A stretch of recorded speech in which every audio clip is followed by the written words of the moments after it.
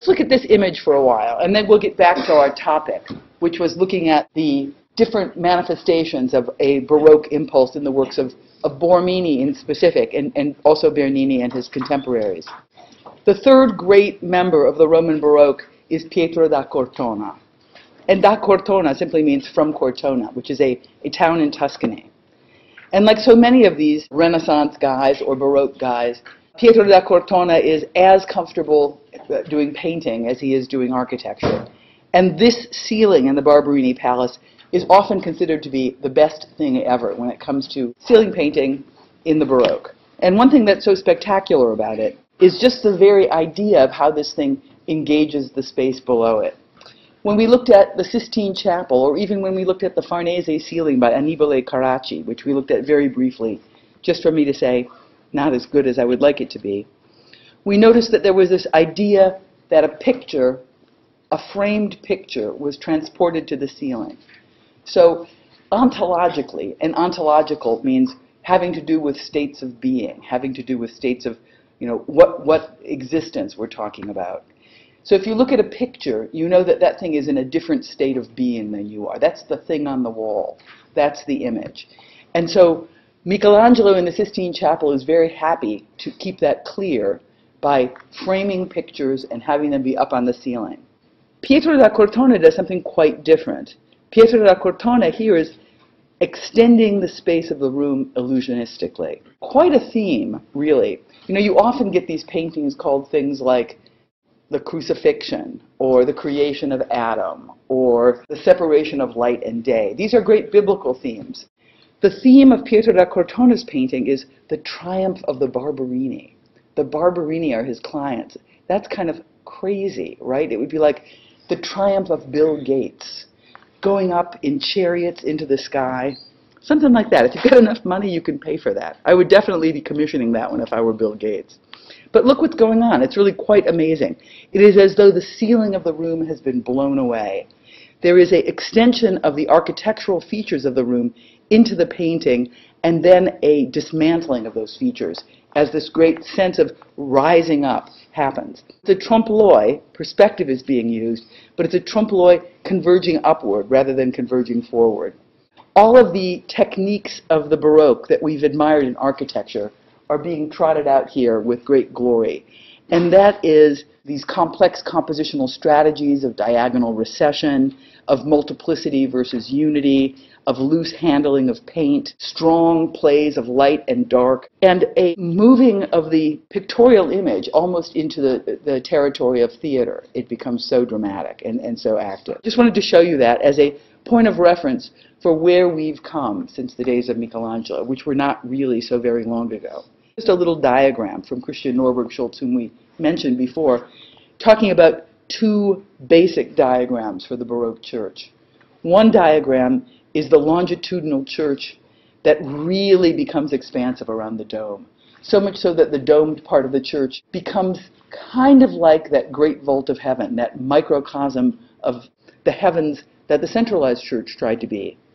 And the other diagram is the elongated central space, where you give yourself an axis, but just barely. Or you have some kind of displacement of center along a line that begins to give you an ovalized space rather than a centralized space. Let's get back to the theme we were discussing last time, the confrontation between Bernini and Borromini, or at least a comparison between Bernini and Borromini.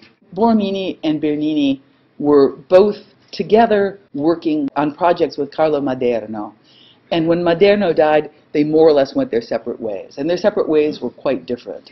Bernini was very courtly. Bernini was very charming. Bernini was the favorite architect, not simply of the Pope, but also the king. Bernini went to France to do projects for Louis XIV, for example.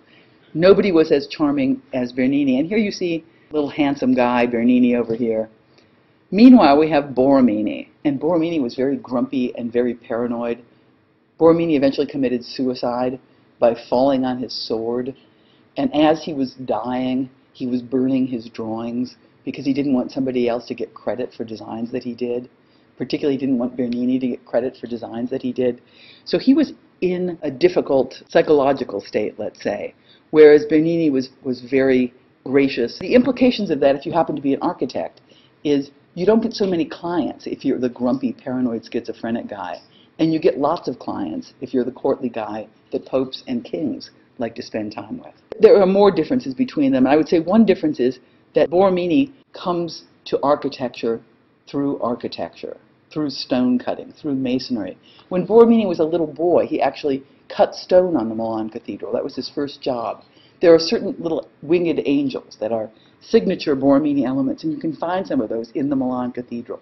So he had this personal experience working on a Gothic site before he came to Rome. So the kinds of tasks that he would have the workers in the field do, he could explain to them. He knew exactly how everything got put up in the field. He knew it all. So he was really intellectual. He had in his own personal library over 1,000 books. And in a day when books were precious, that is a huge library.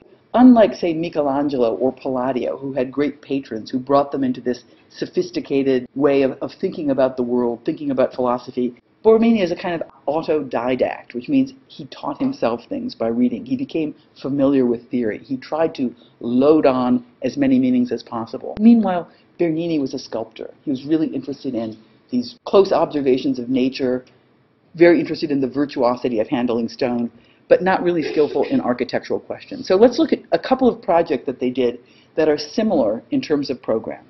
Or not similar in terms of program, but let's say similar in terms of ambition. The first one we're going to look at is the Scala Regia by Bernini at the Vatican. As an aside, aren't these men dressed nicely? These are the Swiss guards at the Vatican. And if you think they're dressed nicely, that's because Michelangelo designed their outfits. And they still wear these little darling outfits designed by Michelangelo. I think they look great. The task that Bernini has is to make an entrance to the Vatican Palace.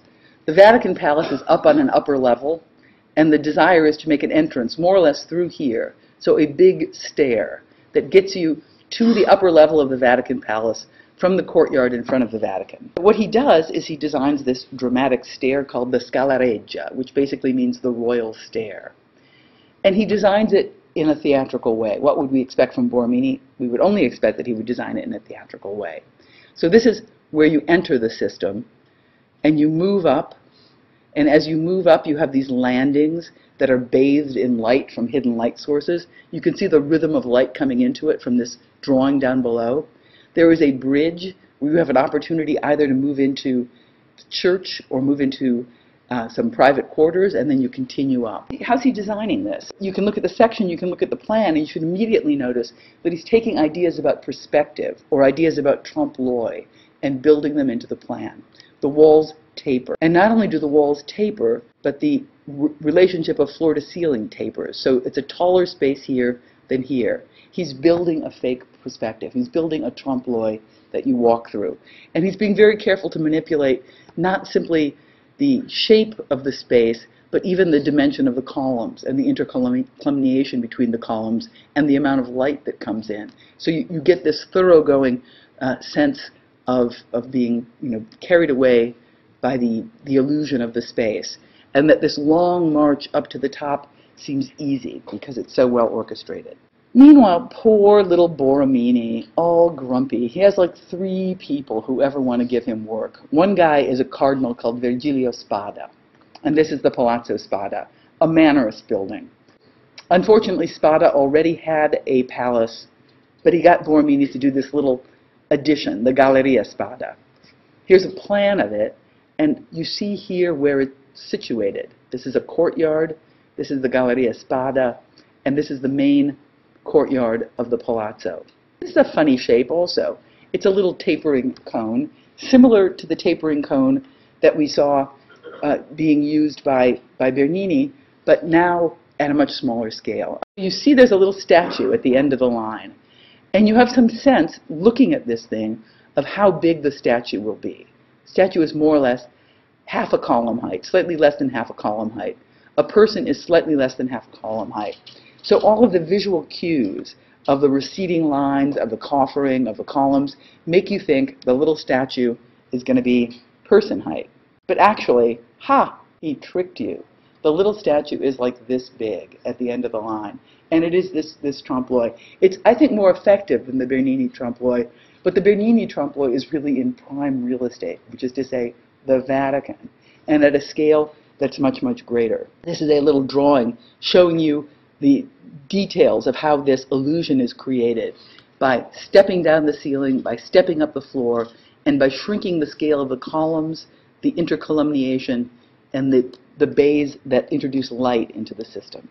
Fabulous. So now I want to talk about this moment in Sixtus V's plan, the four fountains, the Quattro Fontane, because it's an interesting place where works by Borromini and Bernini come into direct confrontation with each other. Here we have the four fountains, right over here. One way that Domenico Fontana marked that special moment within the plan was to chamfer all the corners at 45 degrees and stick a fountain there. Hence, the four fountains. So we have this funny intersection. And at this juncture, we have a little church stuck in the corner by Borromini, San Carlo alle Quattro Fontane, and along this road leading to the Quirinale Palace over here in Piazza del Quirinale, obelisk at the end, we have a Bernini church, San Andrea al Quirinale. So both of these architects have a challenge, and this is really one of the big challenges of the Baroque. Renaissance didn't care so much about it, but the Baroque does. And that is, how can you conserve the continuity of fabric and edge? How can you knit together the city and still identify monuments within the city? How can you make the monument stand out from the edge without rupturing the edge? And they both have different strategies for doing this. We'll look first at the Bernini. This is the long sleeve, it's called, of the Quirinale Palace, just a thin little bar of program with gardens behind it. But still, it's the Pope's palace, so it has a certain hierarchical significance within the structure of the city. How will Mr. Bernini deal with that? And the answer is here. Mr. Bernini will deal with it by allowing the fake facade edge, the wall that defines the edge, to remain consistent, but to scoop a little concave circle out of it. It's kind of like what we saw Maderno doing at the Barberini Palace, where he sets his building back a little bit to create a forecourt, to carve out a space within the city that his building can become object-like in. But here there's a more complex game of interpenetration going on. He carves out a space, but no sooner does he carve out a space than he pulls out a facade, a temple facade, to occupy that space. And no sooner does the plane of the temple get established than he pulls out an edicule, this little round porch. There is a kind of interpenetration of concave and convex spaces that really animates the whole system. Here you can see the wall sliding behind the facade, the ovalized volume of the church pulling back here, and the little edicule popping forward. And maybe this is a better view of it. Here's a plan. And this is an example of how the Baroque architects are sly about centralized churches. You must not have a centralized church, Bernini. Oh, don't worry about me. It won't be centralized, because it's an oval. And so an oval gives you a pretty good idea about the circle, but it's not a circle, it's longitudinal. So Bernini succeeds in not having a centralized church and is allowed to build this. It's even slyer than that, though, because you kind of want it to be centralized anyhow.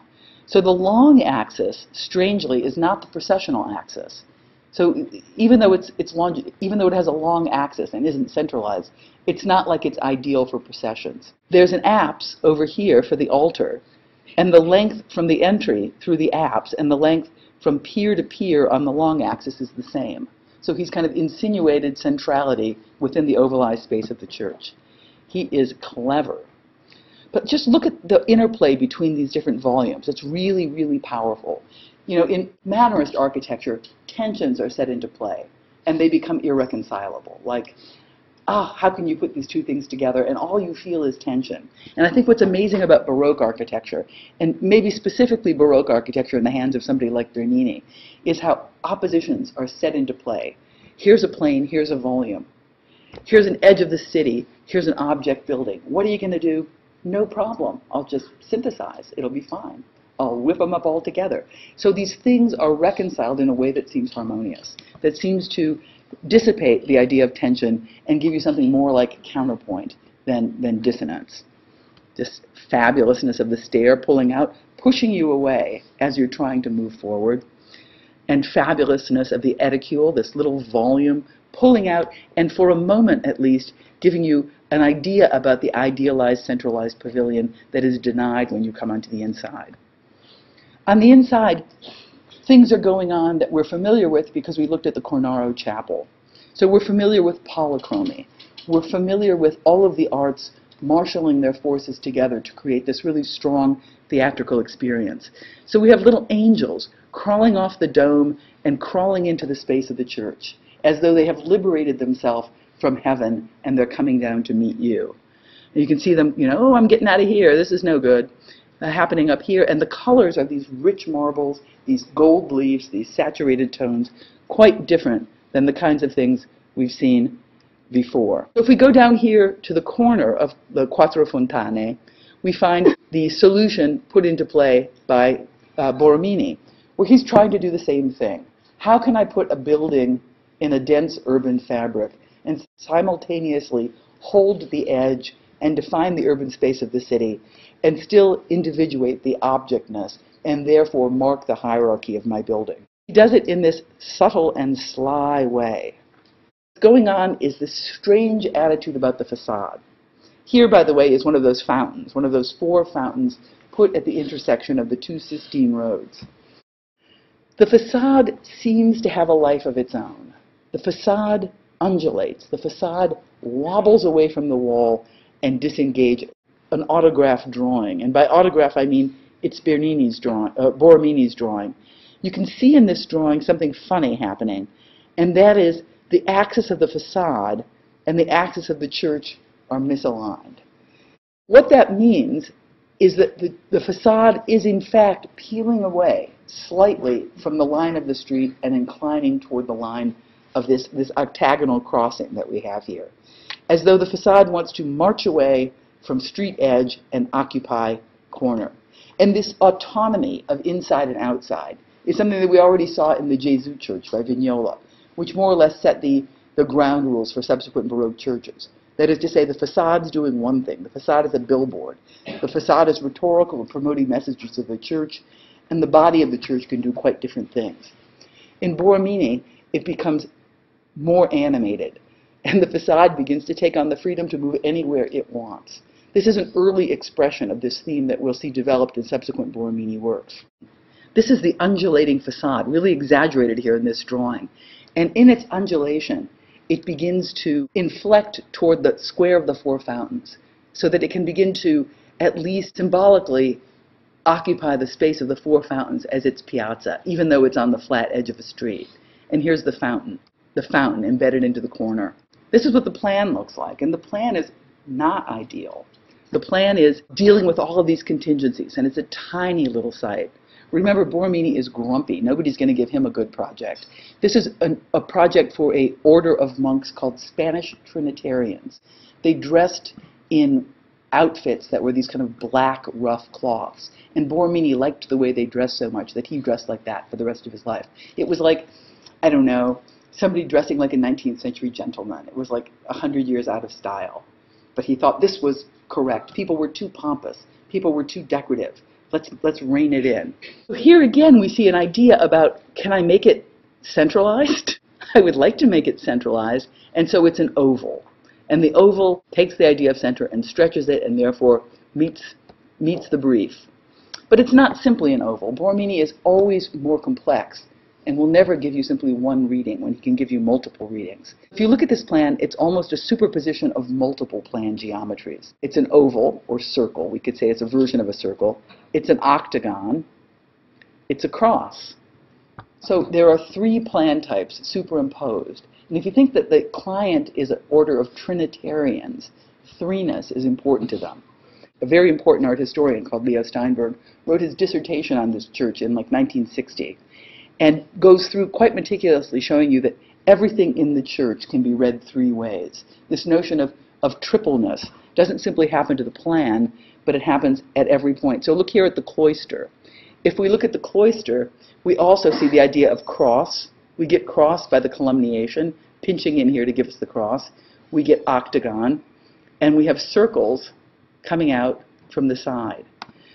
You look at this plan, and if you're like everybody in the 18th century, you would say, oh my God, what is this guy up to? There was a famous 18th century critic called Milizia, and he talks about Borromini, and he says he's just indulging his whim. There's no logic to this. He's just making strangely shaped things because he can get away with it.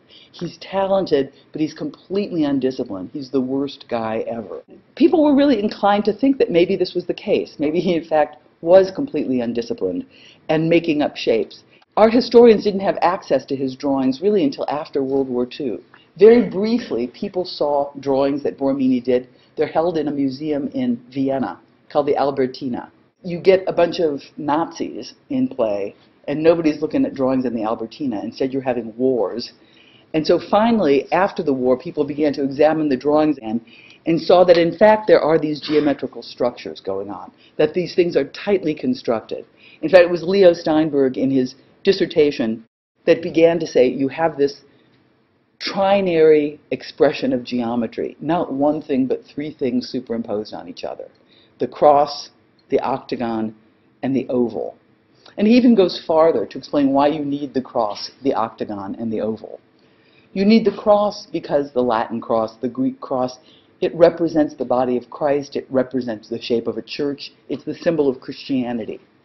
You need the oval because the oval is basically a stretched circle. And in that, it becomes a microcosmic reflection of divine order. And the octagon, at least according to Leo Steinberg, represents the piers that support the dome at St. Peter's. The octagonal crossing of St. Peter's is reprised here in the church. This church is so little that if you read guidebooks, at least, let's say, old guidebooks that were written 50 years ago, it might say, San Carlo is so small you could fit the entire church in one pier of St. Peter's. That's a little topos that gets connected to the church. And I think a lot of that might have to do with the idea that there is this referencing of the church in the geometry of the building. So it's tightly geometric. It's not willful. It's not whimsical. But it is densely loaded up with a symbolism. And this dense engagement with multiple readings, and not simply a singular reading, creates the complexity of the edge. You get all kinds of complex readings going on here. Like, you look at the wall. Ugh, that's such a bad plan. You look at the wall and you see a couple of things. Here's the octagon. And every time you have the octagon, you have a column there. And those are structural column capitals. So Borromini wants you to know that they're structural column capitals. So what does he do? He takes the volutes of these composite column capitals and curls them upward as though they're supporting the roof. Over here, inside these little curved niches, the columns are not structural. They're not holding up the dome. And Borromini marks them by curving the volutes downward, as if to say, no structure here, pay no attention to the structure. So it's an amazing wall on the interior, not only because of its plasticity, but also because of the way it codes information about architecture. We looked at the plasticity of the surface on the exterior early on when we began our discussion of Baroque, and I just want to show you again how this facade operates, how it undulates and peels forward, as if to suggest that within this street edge there is also object, also volume, pushing out and expressing itself. And here, where it hits the corner, it peels away and becomes just as thick as a column, which suggests to you this migration of the facade toward a different condition. Look at the way the wall goes. It's kind of a running triumphal arch motif. It's constantly destabilizing itself. In one sense, it wants to organize itself around the arch and then the little trabeated piece on either side. And then in another sense, it wants to organize itself around the dome. So there's carving, there's pulling out, there's kind of renegotiation for center. Fabulous. In fact, there's all kinds of meaning. In the interest of full disclosure, I'm a big fan of Borromini. If I had to say who the stars of this term are, I would say Michelangelo and Borromini right now are winning the race in my mind. You could have other opinions. It's absolutely fair. You could like Bernini. That's okay. Michelangelo and Borromini are the best. Because look at this, it's so loaded with meaning. Even looking back here, this is a tiny church. This church would fit in this room very nicely. It's so small. You get fake perspective. And so you get the sense that the thing is bigger than it is. Or look at the dome. This is incredibly complicated. No wonder the 18th century critics were screaming about it. But it's complicated in a really precise way. We know that the closer you are to Earth, the more contaminated the world is. It's full of decaying matter, time happens. You can't have an ideal condition when you're trapped in Earth. So the building becomes incredibly complex when it touches the ground. But the higher up it gets, the more the building sorts out its geometry. So by the time we have the springing of the dome, all of this kind of craziness has contracted and resolved itself into an oval. By the time we come up to the lantern, this area with light coming into it, all that craziness has resolved itself into a circle with a triangle inside. The circle with the triangle inside is the symbol of the Trinity. Even look at the coffering. You gotta love the coffering. We've admired the coffering in things like the Pantheon because the coffering's great structurally and it marks out perspective in an interesting way. Here we not only have coffering giving us depth to the edge of the ceiling, but we also have that same set of symbols that we saw superimposed in the plan, individuating themselves here. We have a circle, we have an octagon, and we have a cross. We have all of these elements knitted together in this amazing manipulation of field. Even if you look at the courtyard over here, you see some of the similar themes going on. We saw the undulation of the facade and thought, great. Look what happens in the courtyard. He uses a flipping of the balusters so that one has the fat part at the bottom, the other one has the fat part at the top, and the space in between becomes S-shaped. He's designing the interstitial space between the balusters to mimic the undulating form of the facade. Very clever. In his dissertation, Leo Steinberg also points out that if you were to take sections through the balusters and draw plans of them at different levels, at one level you would have a circle, at another level you would have a cross, and at another level you would have an octagon. So thoroughgoing is this desire to make triple symbolism and to make form complex, not through willful random acts of compositional frenzy, but through layering on the symbolic value of each form. If you liked that church, stay tuned, because you're really going to love this church. This is another little church by Borromini, a little bit later, 1642 begun, completed more or less in 1660. And this is St. Ivo alla Sapienza. La Sapienza is the university, the Catholic university. And this is a church for that university. It has a very specific program, a very specific site. And the specific site is here. The university buildings wrap it and form a courtyard. And when Borromini got the project, it had already been initiated. He was given more or less a round foundation. He didn't have a lot of freedom in terms of whether he would ovalize the church, whether he would make it longitudinal. The foundation was there, and he was stuck with the idea of a centralized church. What did he do? And we already have an idea that if you're Borromini, you're going to be superimposing symbols together like crazy. Because why wouldn't you? You're Borromini. This church is the Sapienza. And Sapienza in Italian means wisdom. And somebody, at least in biblical lore, who's considered to be incredibly wise is Solomon, the wisdom of Solomon. On one level, you have this Star of David, who is related to Solomon, becoming the plan of the building. Kind of clever. But not simply a Star of David representing wisdom, but the Star of David that gets manipulated with this interpenetration concave and convex spaces. That you come toward it, scoop of space, and no sooner does the scoop of space begin to create an area in which to act than the volumetrics begin to reveal themselves. These bulging lobes come out at you, and so forth. You come inside, some lobes are convex, some lobes are concave, and the whole envelope of the building twists and turns. You could say that a diagram is kind of like this, your basic Star of David, that then becomes interpenetrated with circles.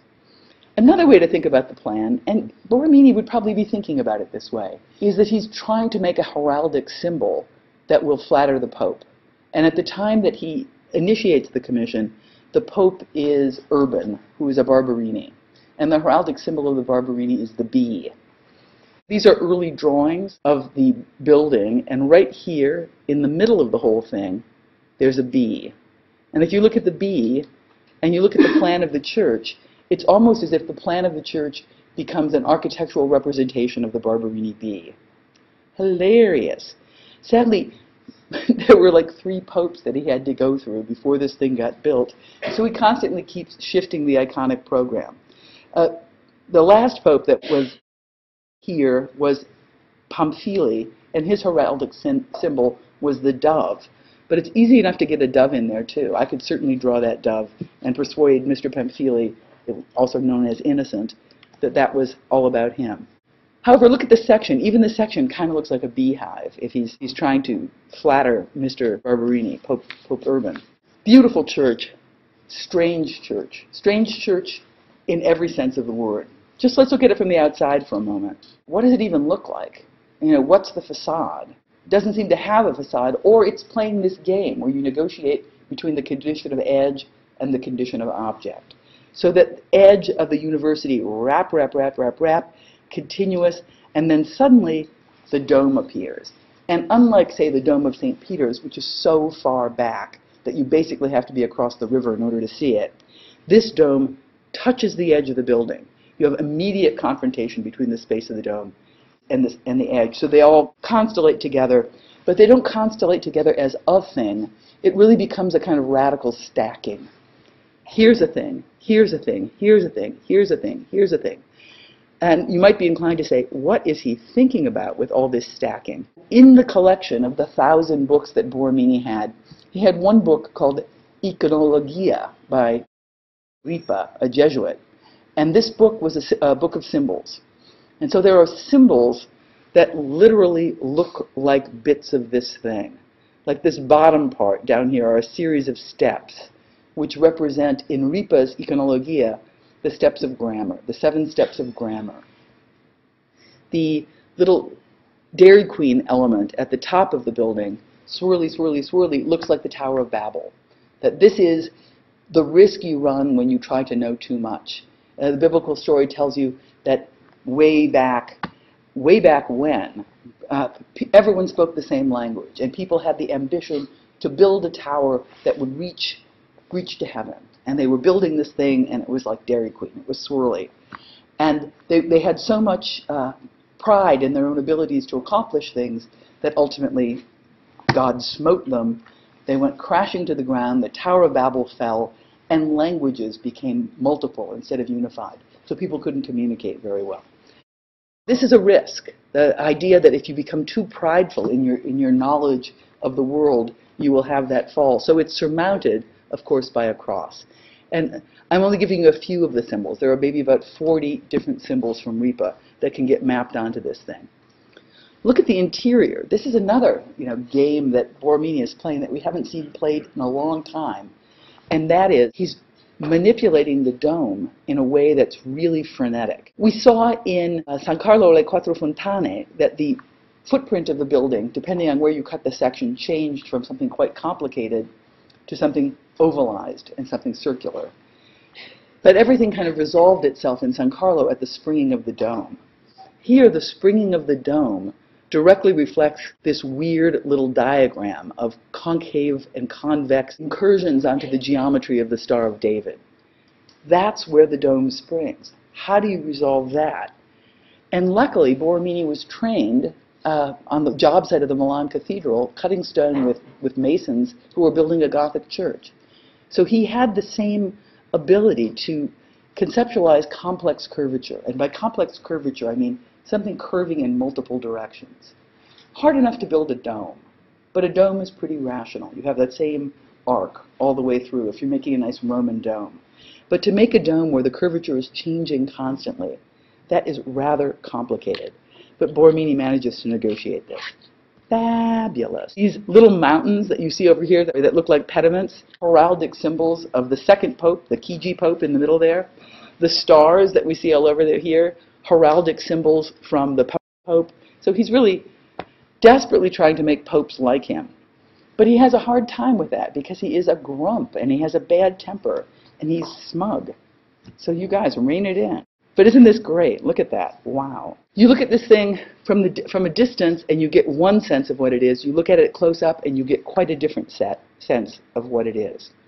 I want to show you another building by Borromini. Maybe not as spectacular as St. Ivo and San Carlo, but incredibly interesting. And certainly a development of themes that we saw put into operation at San Carlo. And that theme is the wandering facade. This is the oratory of San Filippo Neri. And San Filippo Neri is one of those Baroque saints that was canonized following the Council of Trent. San Filippo Neri had the idea of musical performance as something that was very central.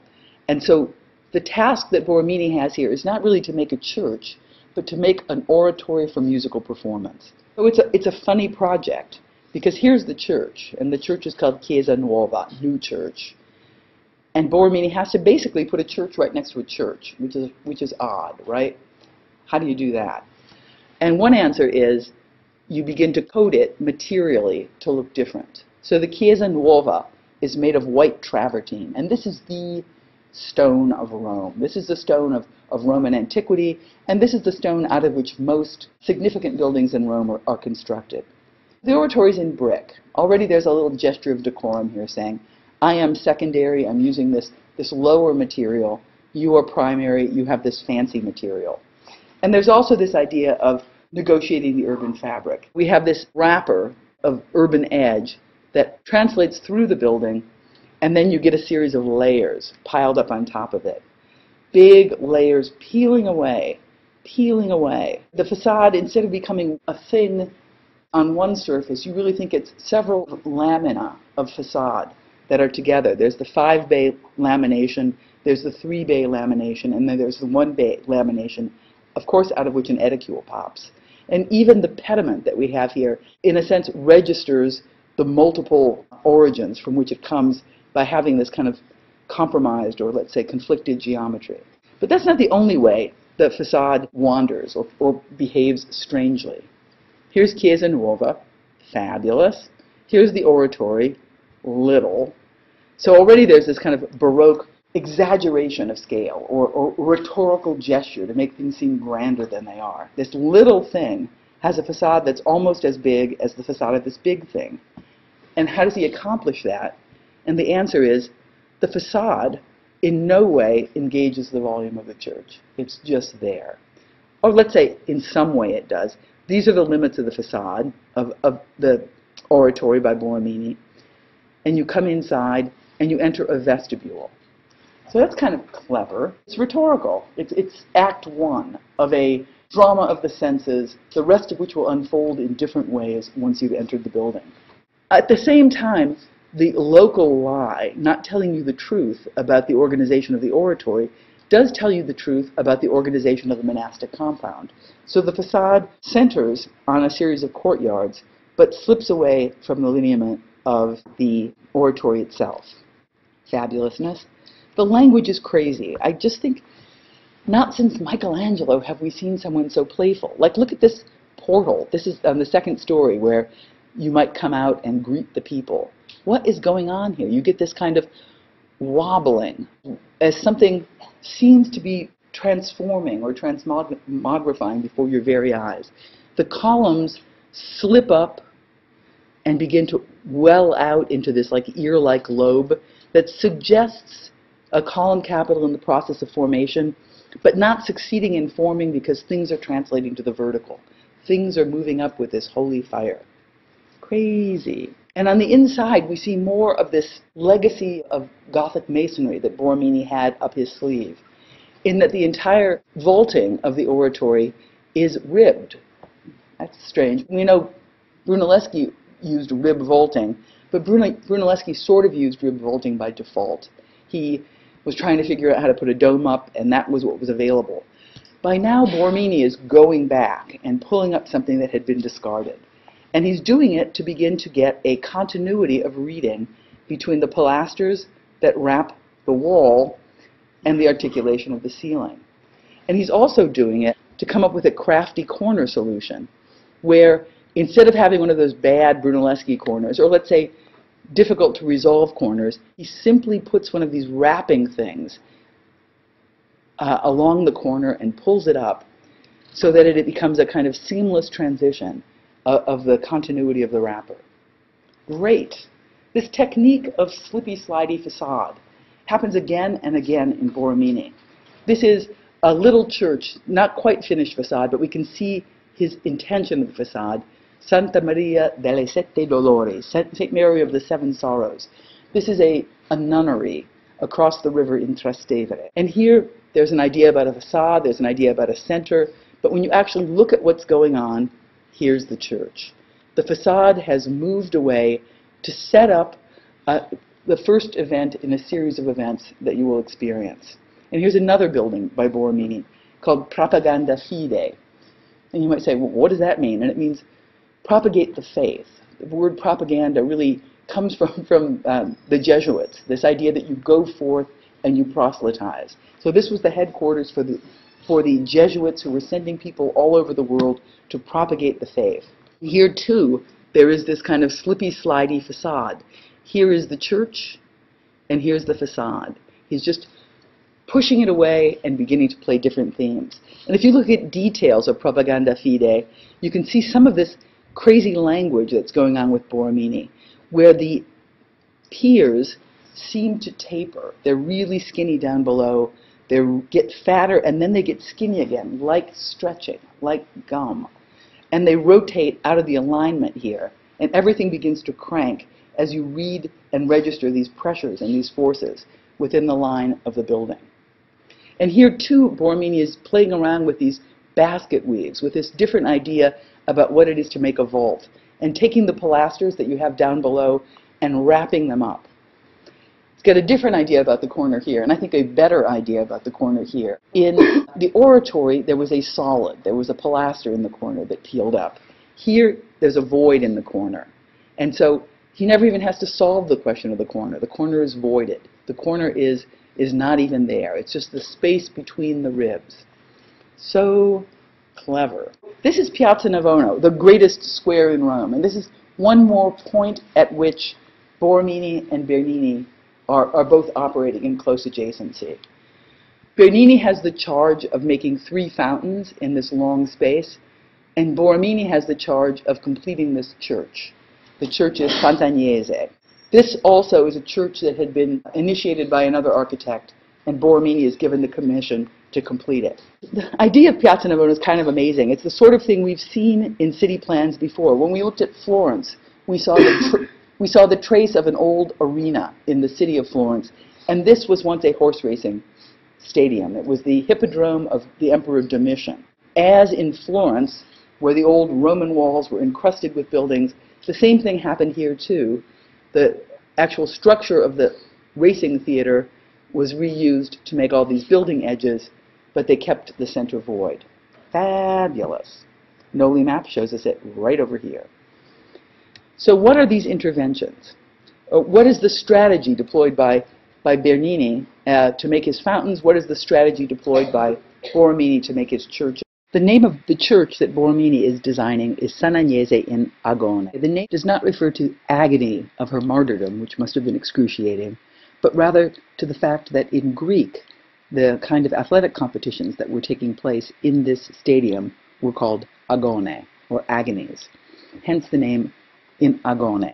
Like so many of his projects, he was not able to conceptualize this from the ground up, but came into a project that was already underway, initiated by very good architects, Girolamo and his son Carlo Rainaldi.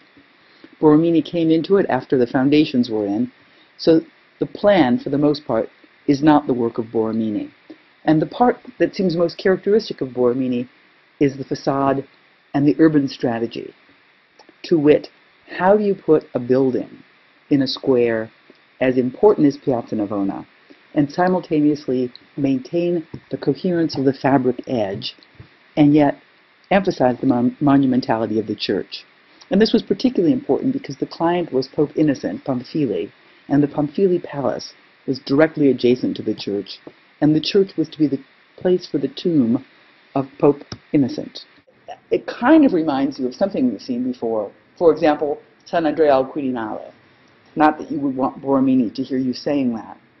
But what's happening is there's a little scoop. Edge, edge, edge. He's holding the edge of Piazza Navona. He's wrapping the edge of all the buildings, the domestic buildings, translating it through here, scooping out, and then popping forward with a temple front. So it's kind of consistent with the strategy we saw at the San Andrea al Quirinale. And here, too, he's putting a dome. And the dome is right here, right at the foreground, so that there's no question about the fact that you read the dome as part of the church. So we get a kind of interpenetration of concavity and convexity configuring the church.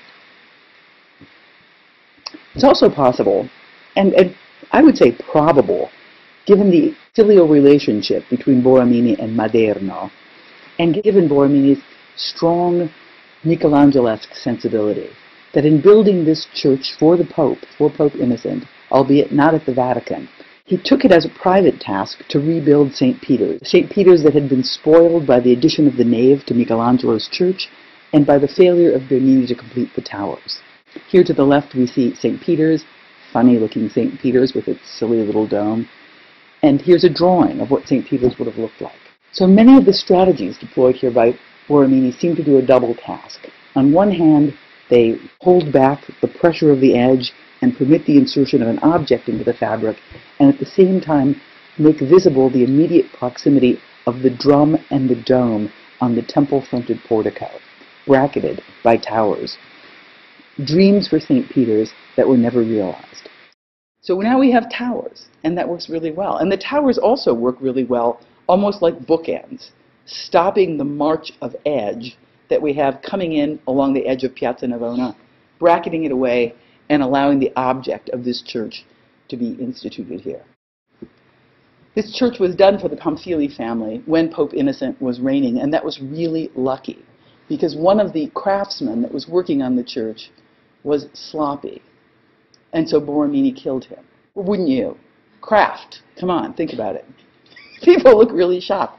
The guy had bad craft, so Borromini killed him. But luckily, he beat him with a hammer. It wasn't like he took a gun out or anything. The hammer was right there.